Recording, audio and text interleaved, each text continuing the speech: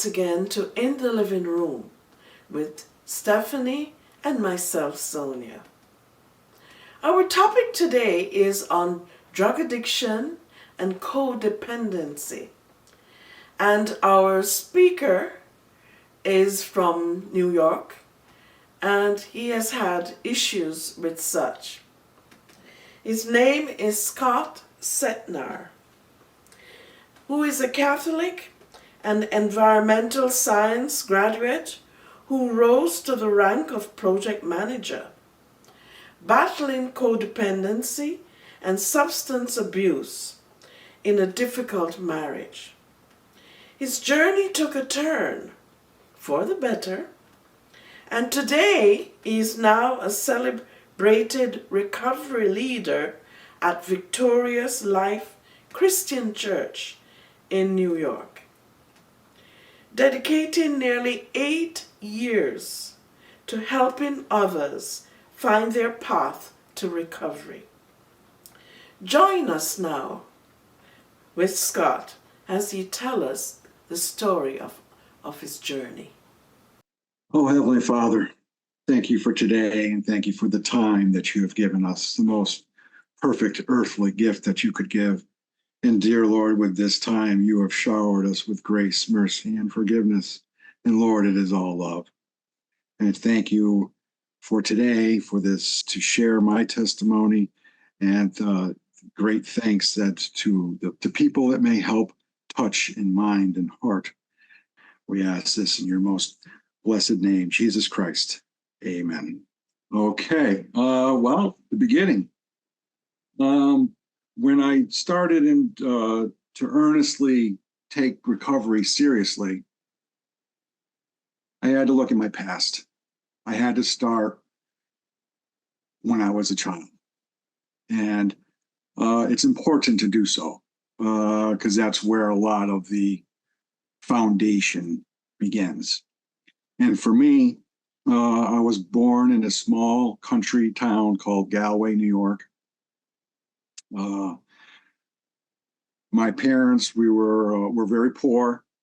We were the only family on one street. It wasn't even a road, and country road. And so we were kind of sheltered from things. When my father cashed his check, he had $2 left per week for extra money. So we grew up very poor. Well, we grew up with a high degree of morality. We were go to church every Sunday, and we were always taught to the 10 Commandments, honor thy mother and thy father, think of yourself or think of others before you think of yourself, that type of upbringing. When I started kindergarten was when it really took hold of a lot of underlining issues. I had a kindergarten teacher that did not like me. And she used to beat me with a wooden paddle, probably about that thick, and it had holes drilled through it so that when she swung it, there was no air resistance. And so why she singled me out, I do not know, but henceforth, anyway, that's what it was. And I would be taken into a bathroom, which was connected to the classroom, where this would take place. And so all the other kids in the classroom could hear this. Wow. And so that led to a lot of fears in my life.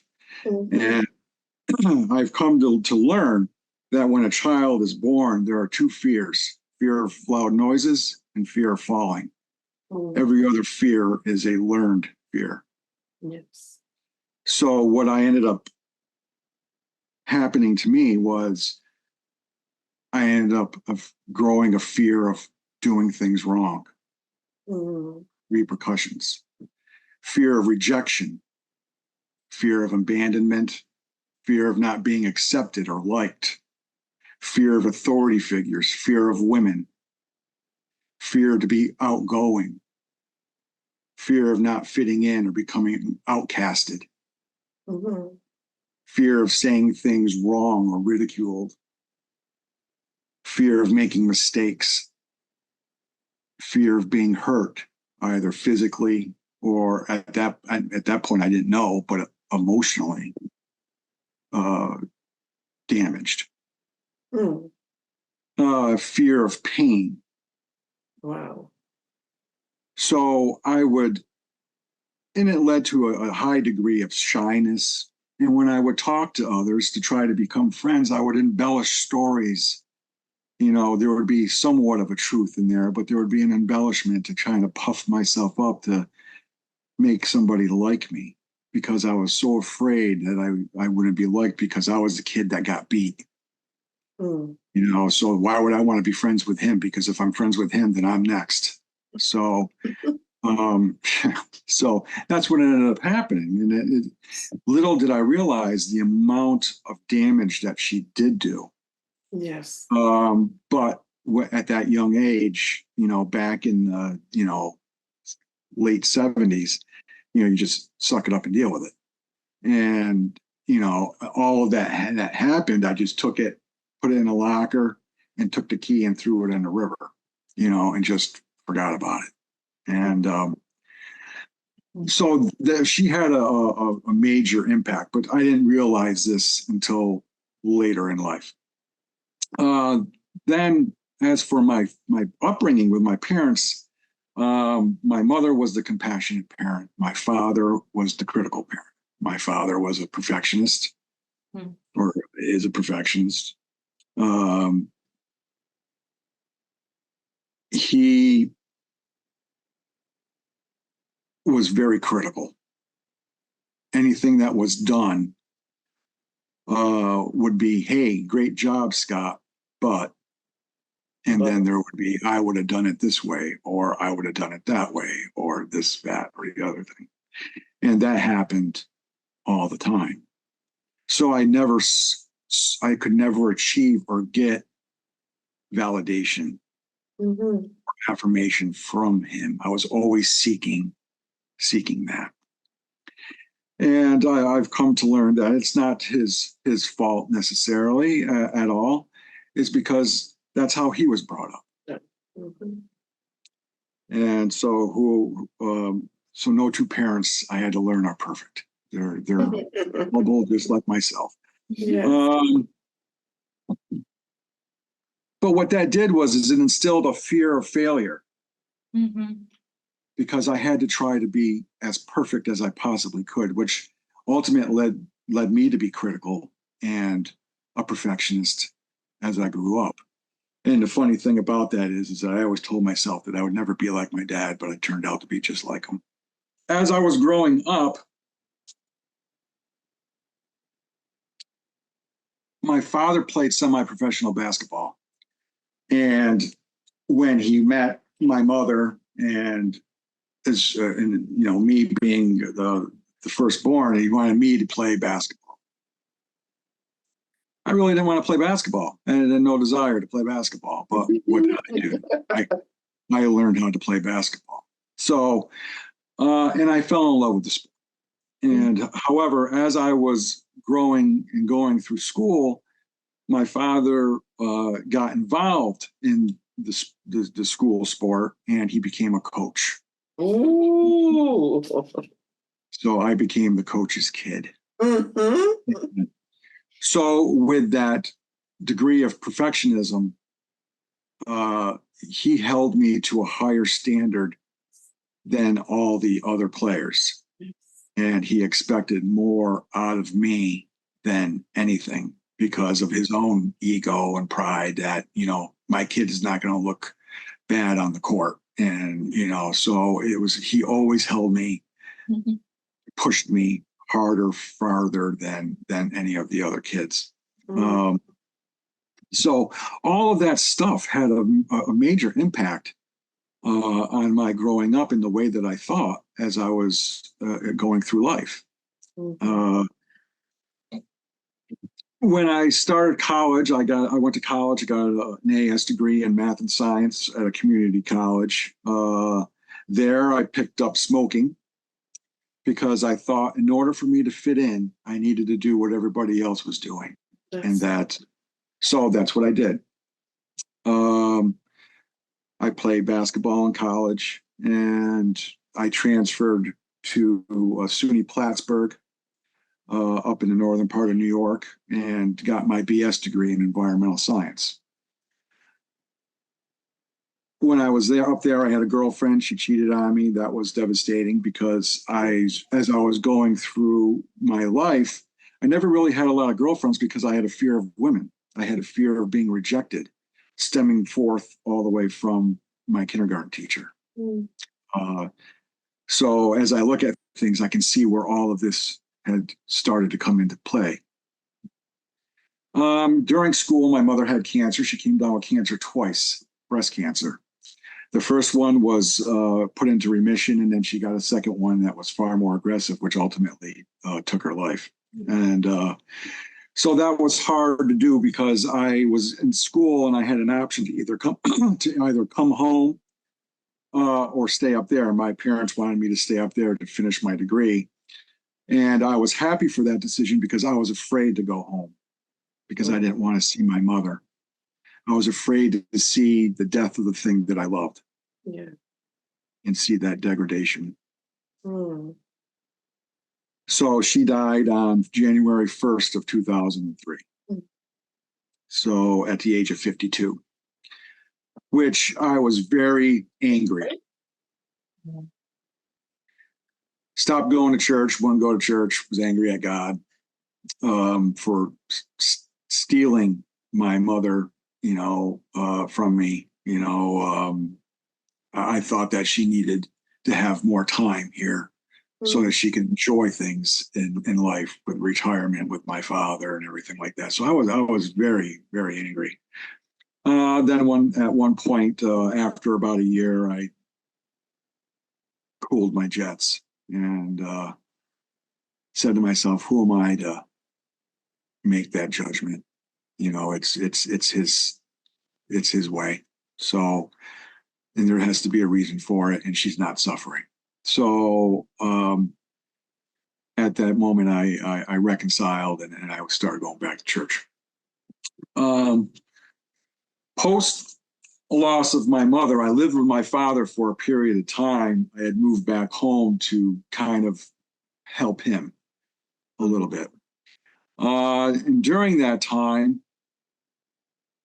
I met this girl on the internet dating site, and we went on a few dates, and a few dates turned into more dates, but when I had met her, she told me that she was in recovery. I said, okay, that's great. I was a country kid. I knew nothing about drug addiction, substance abuse, any of that. So I said, hey, that's great. You're in recovery. That's perfect. And she was sober. She was, working the program as best she could.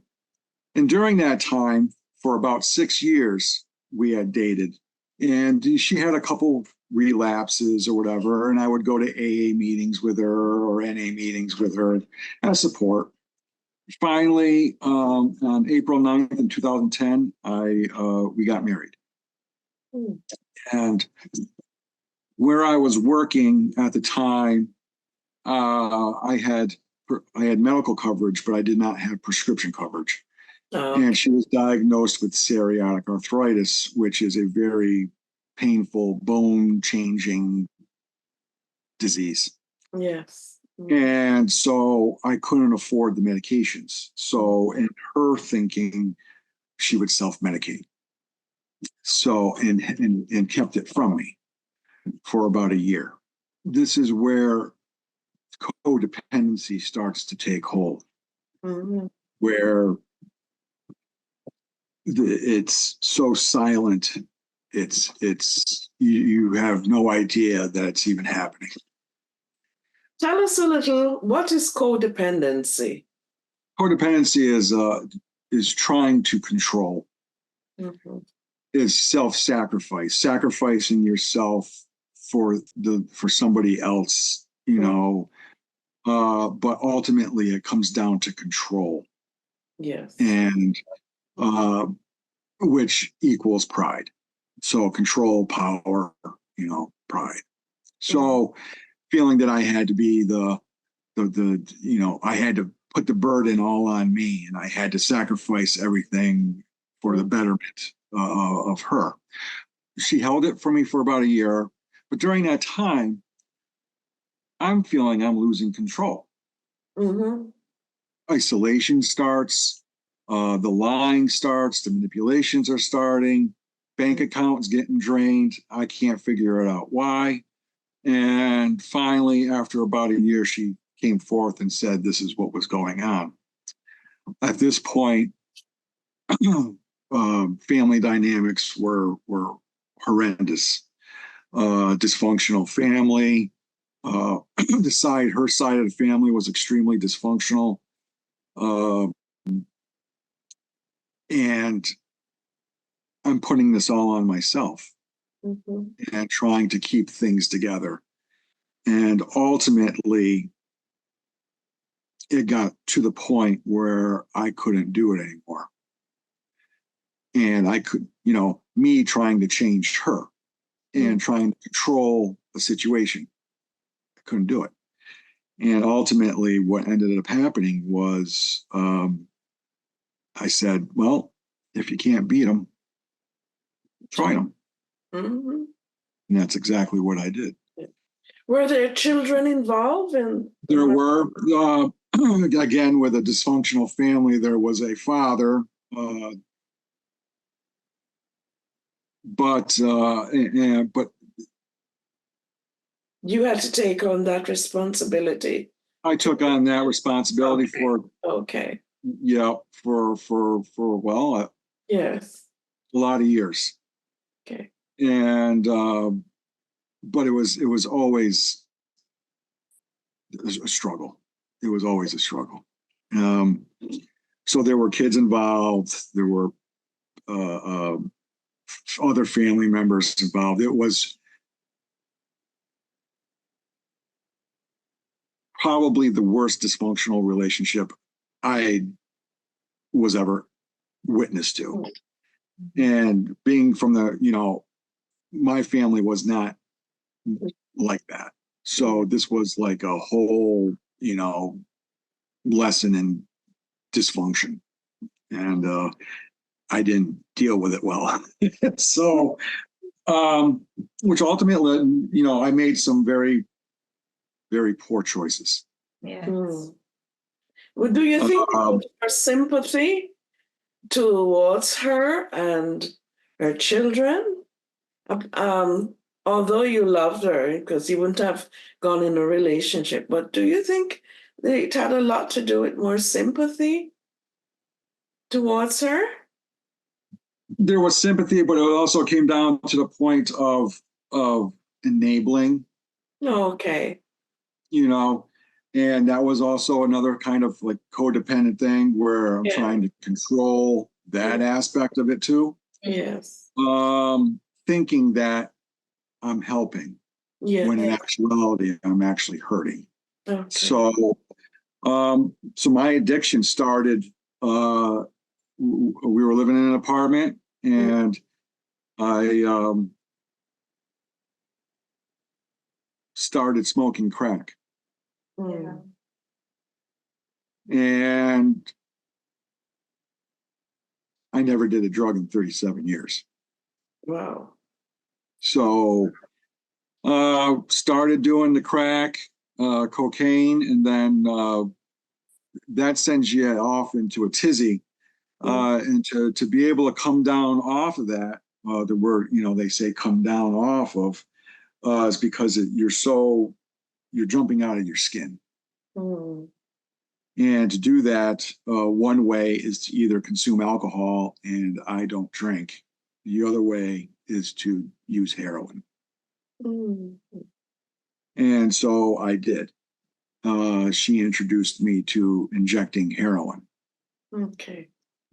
For that. Couldn't make hotel pay or apartment payments, and ended up getting evicted. and we moved into a hotel. Still working, still trying to put that one on. Yeah. And even though work kind of new, they kind of asked me because I was losing lots of weight, and they said, Scott, what are you doing? What are you on a diet or, what are you doing? I said, no, I'm going to the gym. I'm working out, trying to get. And, but I think they knew. And because of my pride and the fear of failure. Yes. It got to the point where I couldn't do it anymore. And I called up one day and I talked to my secretary and I told her, I said, I'm not coming in. And I'm done. I'm not coming in. I quit. No 2-week notice, no nothing. Just I quit. And it's because I couldn't face the fact of being terminated or fired. And it was easier to bow out this way than to face that. I guess at this time, your attendance at work was not good. Oh, I was at work? No, I would go to work. Every day? It was, but everything, yeah, it was just trying to balance work and that lifestyle or beginning of that type of lifestyle, which is constantly drug seeking, was just too much. And one had to give. And so I made another poor choice to, instead of getting the help that I needed, I reverted backwards because of wanting to be with my spouse. Yeah. So, so I quit flat out. And was it more to deal with pride? You, instead of them firing you, you left on your own terms. So there again, pride, presents itself. Oh, absolutely. Pride backed by fear. It was a prideful thing on my part, selfish on my part to do so. But the underlying root of that was that I was afraid to be terminated. At that very moment, the streets became my life. Okay. And something that I was completely unfamiliar with and I knew nothing about. I was, really neck deep in history and in preserving American history. I had probably $80,000 worth of Civil War antiques. I sold all of those for crack and heroin. Oh, wow. Wow. You were really deep. I cashed in my 401k. Wow. I started to steal. And even though I was stealing, I knew that what I was doing was wrong. And every time that I would go into a establishment to steal, whether it would be food or clothing, I would always say, Lord, forgive me for what I'm about to do. I rented my car out for drugs, sold my car for crack and heroin. I got arrested for petty larceny for stealing food at a grocery store. And that led to, living on the streets for the first time, begging, manipulating, cheating, lying, moving from crack house to crack house, living on the streets, picking up cigarette butts off the sidewalks, asking people for some food, always hungry, always dirty, never knowing what's coming over your shoulder, whether it's a police officer or somebody trying to rob you, beat you. It's a very harsh environment. Ultimately, when I got arrested for petty larceny at the first time, I was allowed to go into recovery. I was allowed that option. So I took it. So my first rehab, I called this, I got this. Well, didn't get it the first time.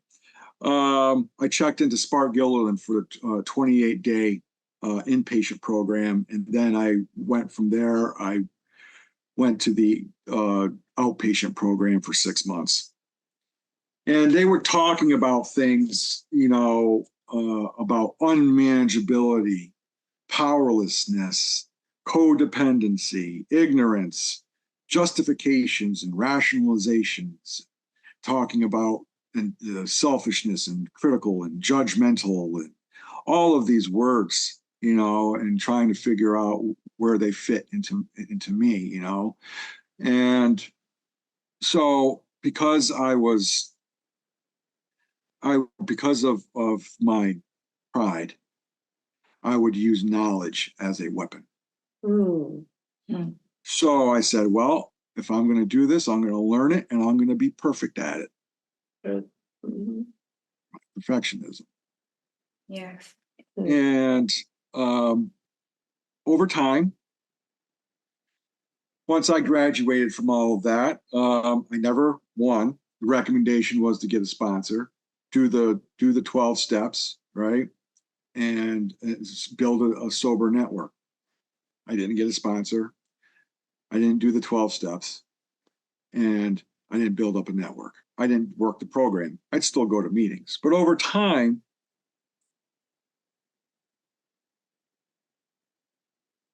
all of that negative, all of those defects crept back in.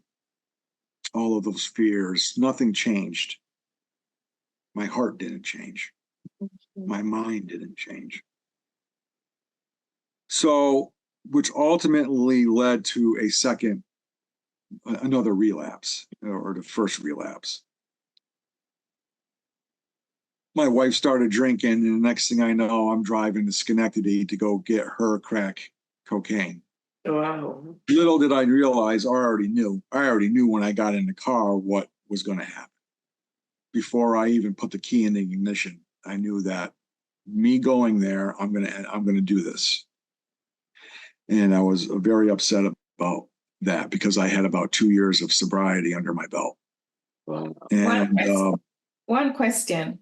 So you and her were taking crack at the same time, at a point, or were you secretly doing?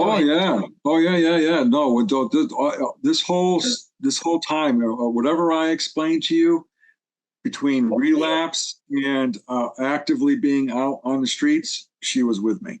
Mm-hmm. Mm-hmm.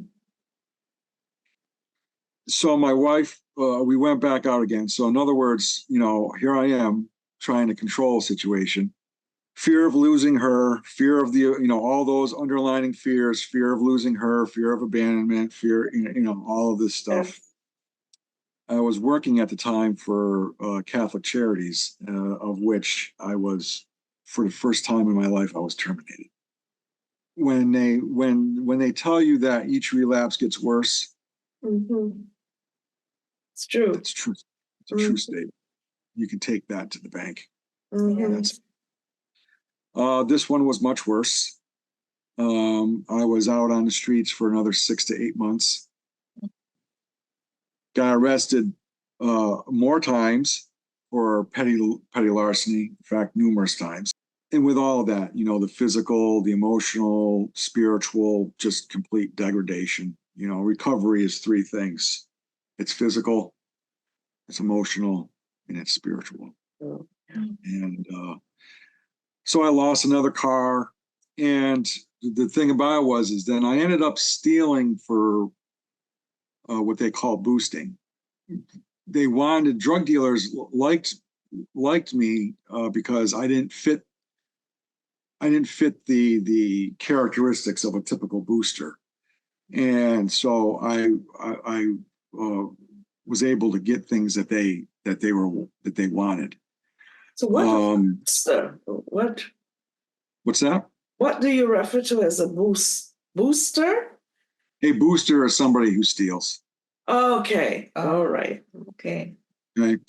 And so they liked me because I could get things that other people couldn't get. And because I didn't fit the look. Mm-hmm. And So I would trade those items for drugs, Yes. say. So ultimately, though, that caught up to me, and I ended up getting arrested again. And I spent 28 days at St. Mary's Hospital in Troy, inpatient, and then proceeded to go to an outpatient program. This time I did get a sponsor. Oh, good. I did half of a step one, and I'd still go to meetings. Mm. But during this time frame, of course, my wife is with all of this the entire time. I said, well, geez, maybe a geographic location would be better. Well, geographical changes don't work. Mhm. And because I may have changed the location, but I never changed Inside. Inside. Yeah. never changed how I thought. Outlook. Yes. So ultimately, it was doomed to repeat itself. And so I fought it off. She relapsed again. And then I found myself driving from Gloversville to Albany, New York every day, which is about an hour and 10-minute ride in search of drugs. Mm. And all the meanwhile, having the kids were with their father, but we had dogs. There would be days where we weren't home for days, and then come back. It was really bad. And ultimately couldn't make the rent payments, was evicted out of there. And basically we were living out of our car with a dog, 2 dogs, and a cat. Mm. Um, May I ask you something, Scott? Sure. With your background with the Catholic Church, did you ever think that maybe you could have gone there for help or? Well, I could have thought to go to a million places for help, but I never went to any one of them because what ultimately happens is the fear. Rejection? Well, no, not so much the fear of rejection. Well, believe me, you get rejected enough when you try to get into a hospital and they don't take you. Mhm. But it's the fear of, especially with heroin, it's the fear of withdrawal, the fear of having to suffer the pain and discomfort that goes with that. If in those that have suffered through withdrawals from that, ultimately no. But for those that don't, take the worst body aches and stomach ache, leg cramps that you could possibly imagine, and that would be heroin withdrawal, curled up in a ball, Yes. puking, all kinds. It's Terrible. it's horrible. So this last outing, I got assaulted on Quail Street, trying to protect her. I had my right jaw shattered and my right ankle. I was hospitalized for that. My mouth was wired shut. And when I was discharged from the hospital, I picked up right where I left off. I ended up meeting up with this guy.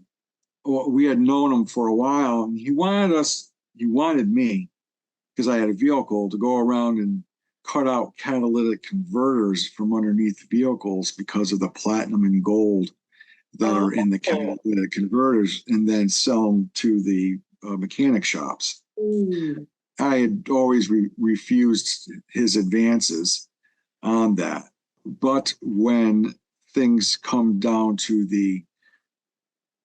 I finally said and agreed to do that. And I would drive him around and cut out catalytic converters.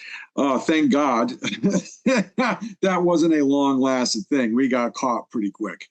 But fortunately, how you look at it, I was arrested for that. But instead of petty larceny, it was considered grand larceny.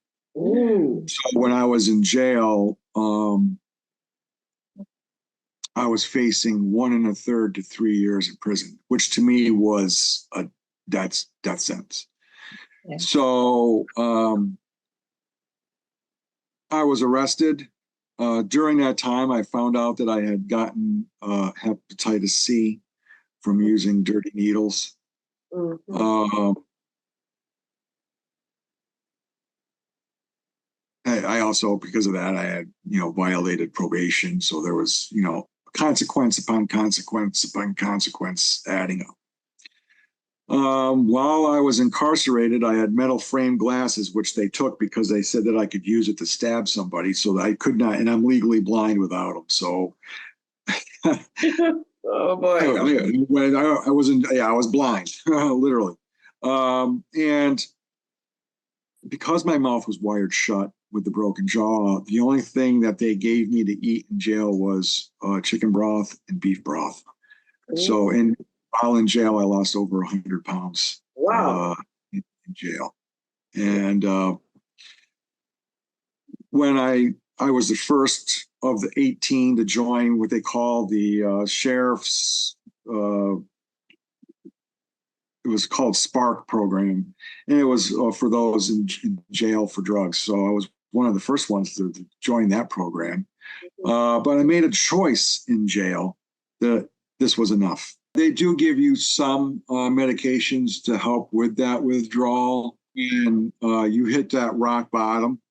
Yes. And when a conscious decision is made, is because I had nowhere else to go. I had nothing else to give. I had nothing else that I could do other than in one direction.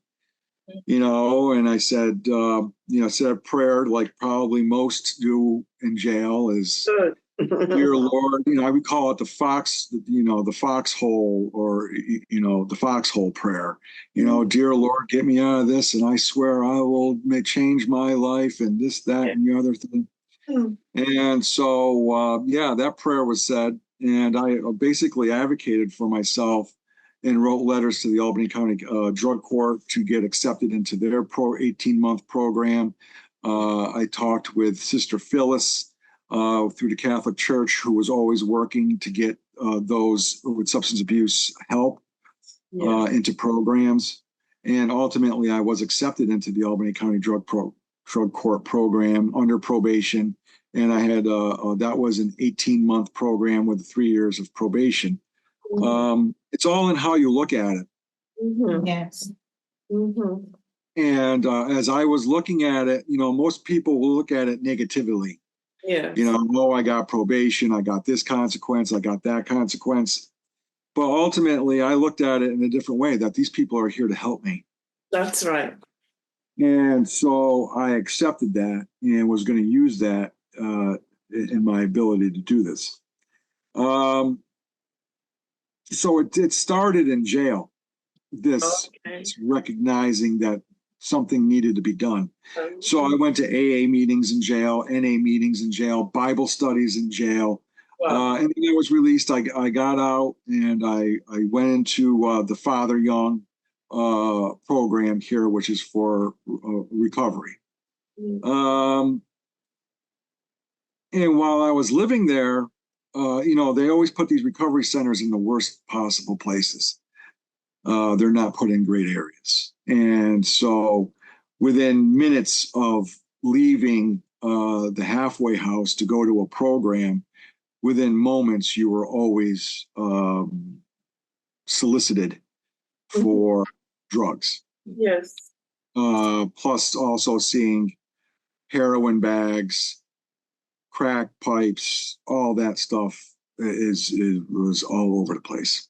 Yes. So I had to mentally prepare myself every day when I was going to programs to be prepared for those things.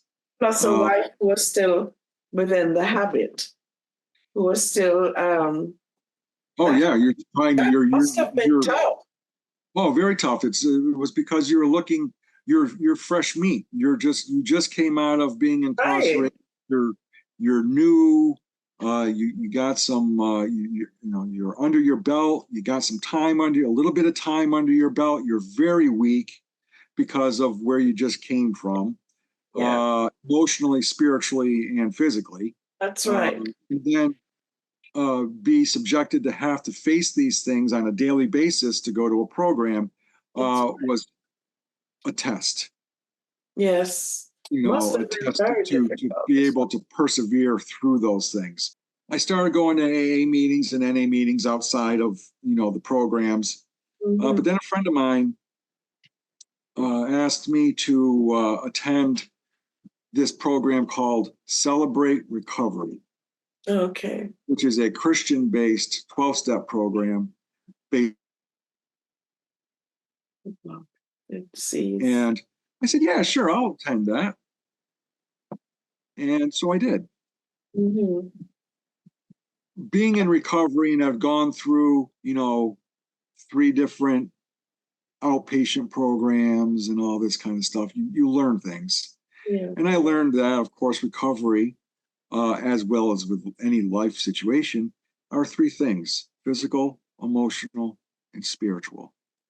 And I realized that the physical part, I can go to a doctor if I don't feel well.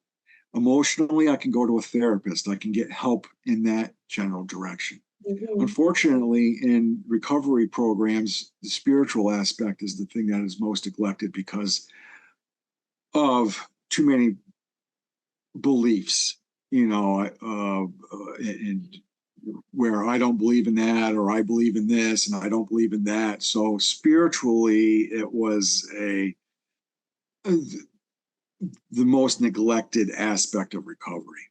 But I also realized that it was also the most important. Yes. But actually, wouldn't you agree that most churches don't know how to deal with issues of drug addiction? So all the time it has been the different health or mental health areas that dealt with it.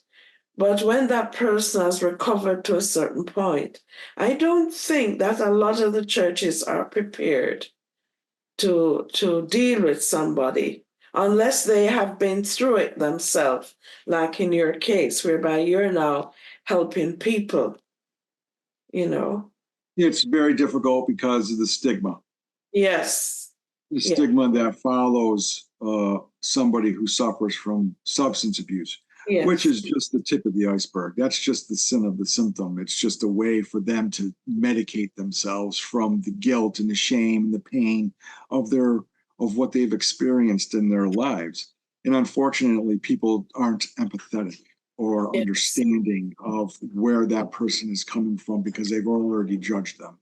That's it. That's it. So yeah, no, there's a lot of work that needs to be done in that, and accept, because I know even in my own church I wasn't accepted.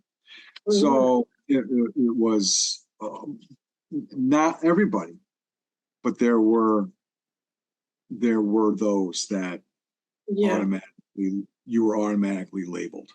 Yeah. And so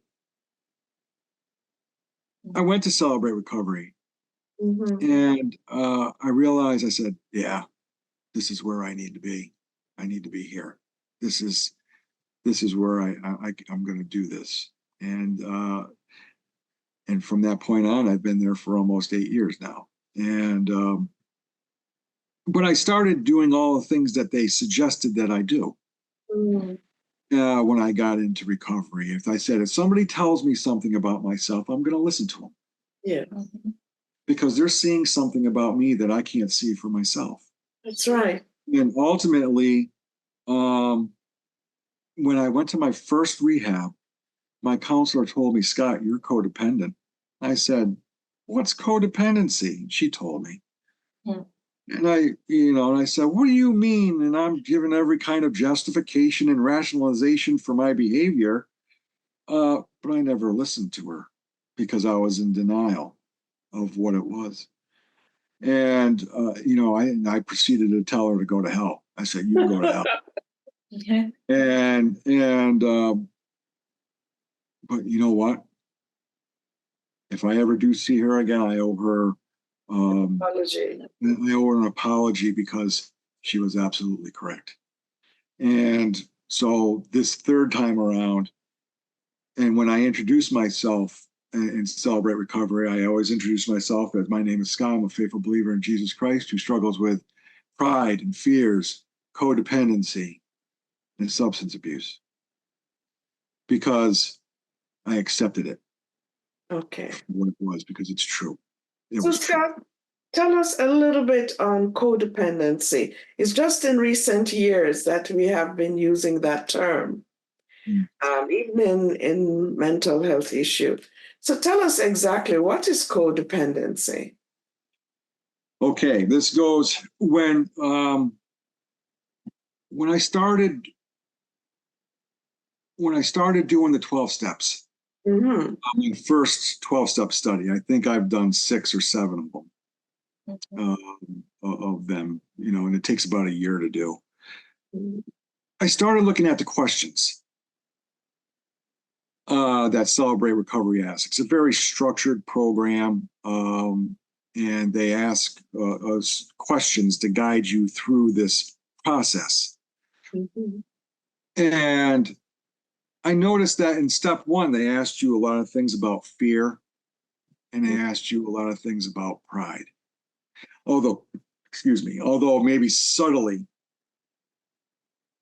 they may ask a question about pride or fear, but you got to look for other words as well, like anxiety or worry or ego or control. All went to power, all went to pride, pride and fear. So you ask me what codependency is. Codependency is just a big, long, fancy word for pride. Okay. Trying to control something that I have no control over. Mm-hmm. Trying to sacrifice myself for something, which ultimately is what I did. I sacrificed my life, basically. Because codependency almost killed me. It wasn't the heroin or the crack cocaine. That would have been just the means. If it was anything that would have killed me, it would have been codependency or my pride. Because what I remember reading is that it's an extreme need for approval and recognition, a sense of guilt when asserting yourselves, and a need to control others. And you plan your life around the people, it enables you to sacrifice yourself for them. Oh, sure. So Sure. indeed, that was what you did with your wife. Hands and down. the Hands other. down. Yeah, Yeah. sure. Hands down. I mean, you can look at any definition of codependency. Mhm. It's always, coming down to a sense of control, sacrificing yourself, looking to be esteemed, looking to be affirmed, looking for all of those things that I talked about prior as I was growing up as a kid.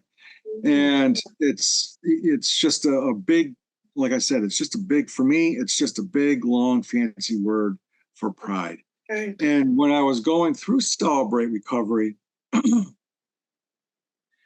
as I'm going through the first year, I went in for 2 things when I went into Celebrate Recovery. I went in for substance abuse and codependency. I went in for 2 things. After my first stint, my first 12-step study, I realized I got a lot more issues than just those 2 things. Wow. And so then I liked it so much that I saw the fruit of what God was able to do for me and what he was able to show me about me, because he already knows who I am. It's this whole exercise is for me to know who I am. Mm-hmm. And so I did another one. Yes. And even more was revealed. I said, wow, this is fantastic. I said, I'm going to do another one. And I did. Mm-hmm. But I wasn't ready to hear that word pride or deal with certain fears. Yes. Mm-hmm. During that 3rd time, I was ready to hear those things. And I took a deep dive into what that was and what did it mean. Why are these questions talking about anxiety and worries and fears and pride and all of these things? And I started looking really into it. Mm-hmm. And I realized that's what it's all about. Mm-hmm. I realized that, in short, the roots of all of my problems, as well as with most people's problems, are pride and fear. Yes. Whether you call it codependency, selfishness, ego, whatever you call it, self-righteous, false humility, whatever you want to call it, it all stems to those two things. And I realized that, like, if I was a gardener and I went out into my garden and there was weeds with all these leaves, and you give those leaves a name, call it codependency, resentments, malice, lust, sloth, whatever you want to call it, whatever you got going on up there as a defective character. Yes. Ultimately, it's my pride and backed by the fear of not getting what I want. Mm. Right? That prideful statement, I want what I want when I want it. Mm-hmm. And what's backing that action is because if I'm afraid that if I don't do or try to control or try to do this, that I won't get what I want. So you can pull weeds all day long. You can pull those leaves, pull until the cows come home. But what's going to grow back? The weed is going to grow back because I didn't pull it by the root. Oh. I needed to address what pride, how am I prideful? How am I fearful? What caused those things in me to be fearful? Mm-hmm. I had to look at all of those things. Mm-hmm. That's why I had a litany of lists when I first started this whole thing of certain fears that my kindergarten teacher instilled into me, because that's the truth. That's where it all began. That's the foundation. And then my own perfectionism, my own criticalness, my own codependency, my own pride. Yes. And I had to look at that deeper and through truth. Bible says pride goes before the fall.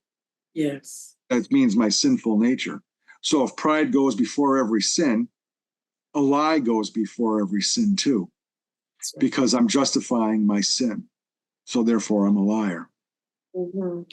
So if that's the case, if pride goes before every sin, then what backs that pride has to be fear because of not getting what I want. Mm-hmm. Then I looked at the first beatitude. The first beatitude is about humility, which is the opposite of pride.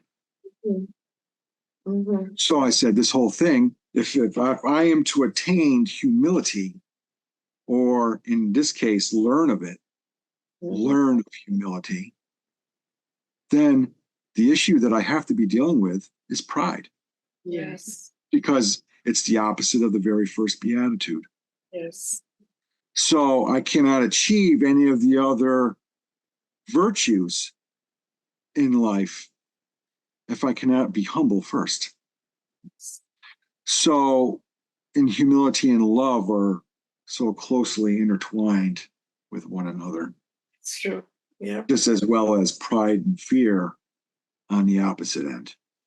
Right. So what I said, this whole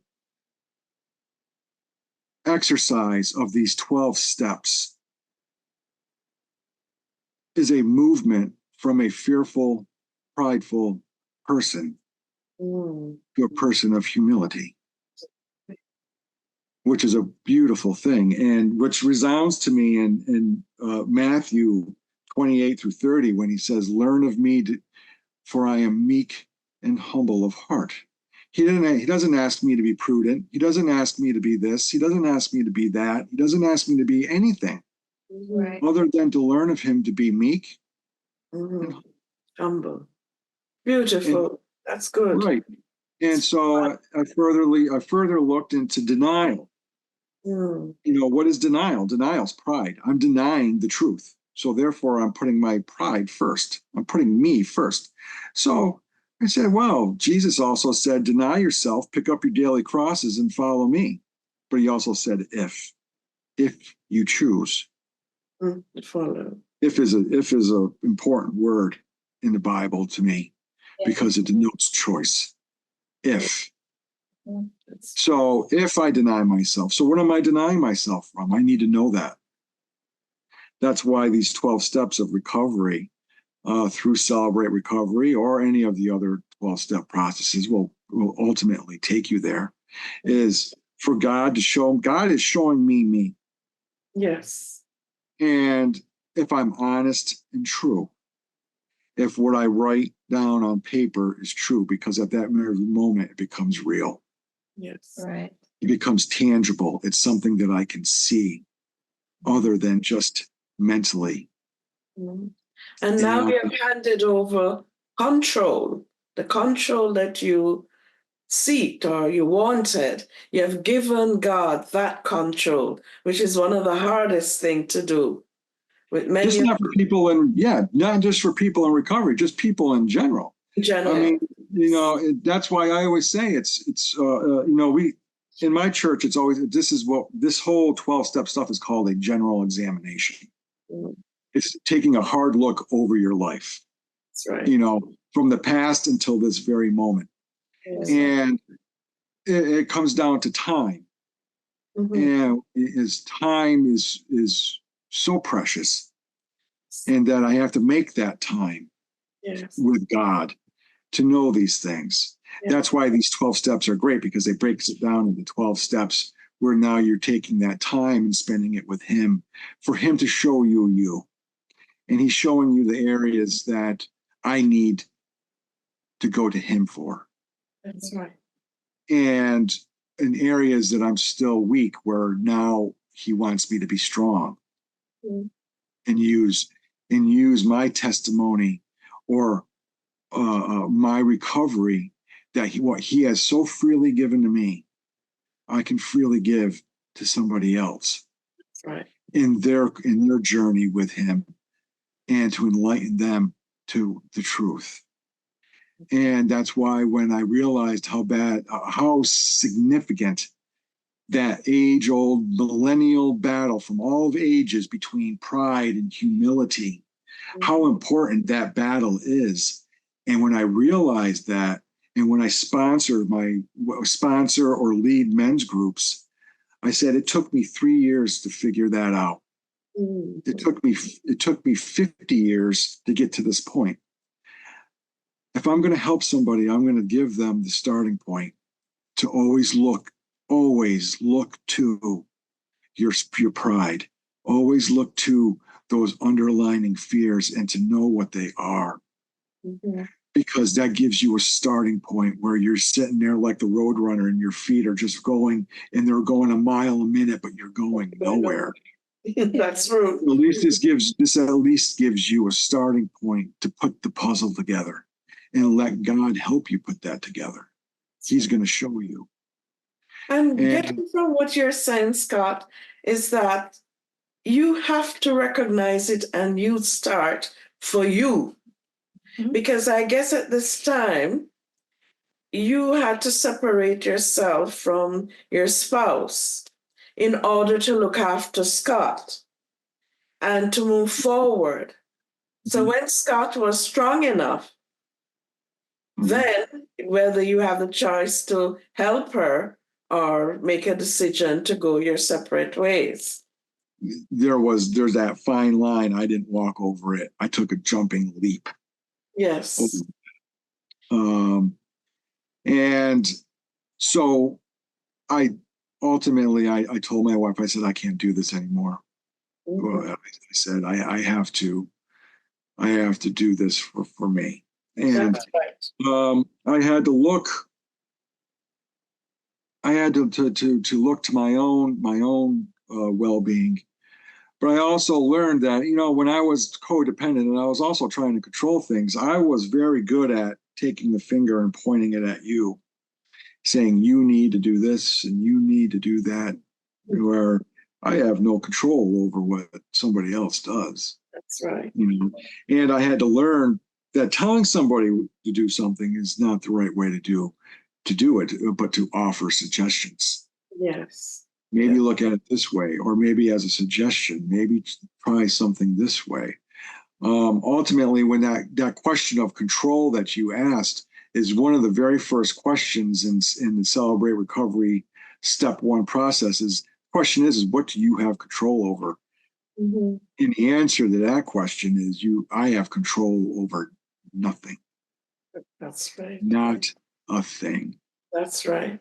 So, in which, in the looking at what what that is I have to realize my nothingness in all of that, and realizing that I have control over nothing in this life. I have no control over the day, the time. I have the person.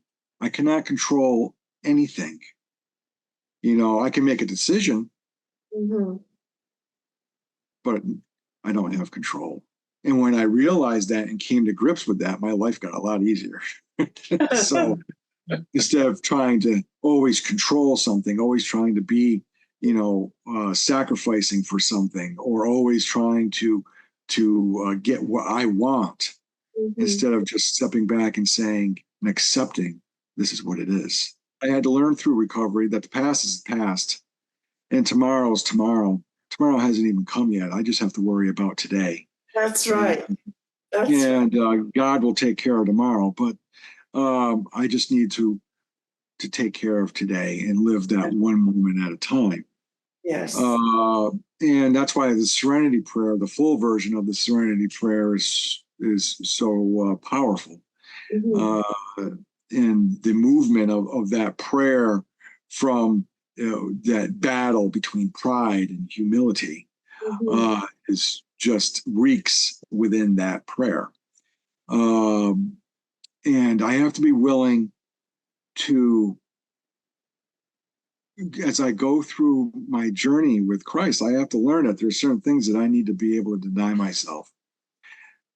Those things that cause harm or offend or him or others.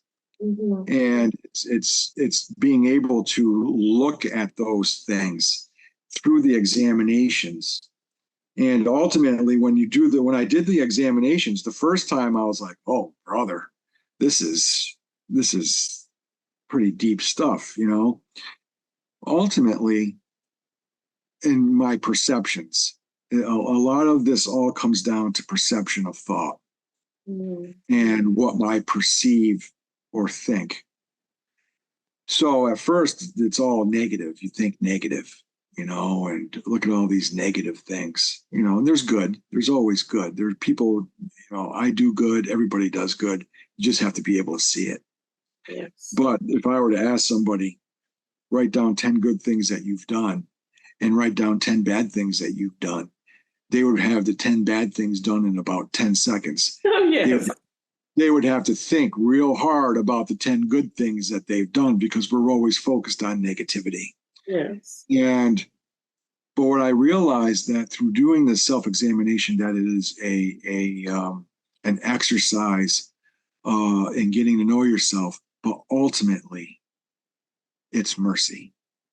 Yes. God loves me so much that he shows me in pen and paper who I am.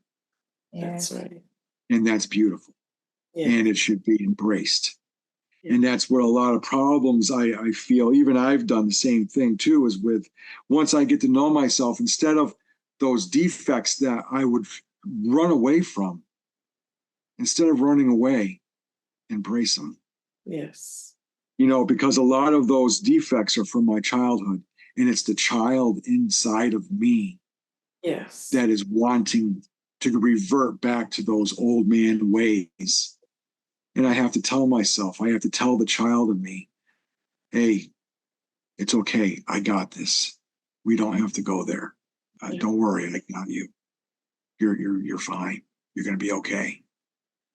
And once I can do that and I can embrace that, then I know that God's working in me and the healing is there. And he's blessed me ever since, from beginning of time. But I have to be able to see those things. I have to see things in a different way.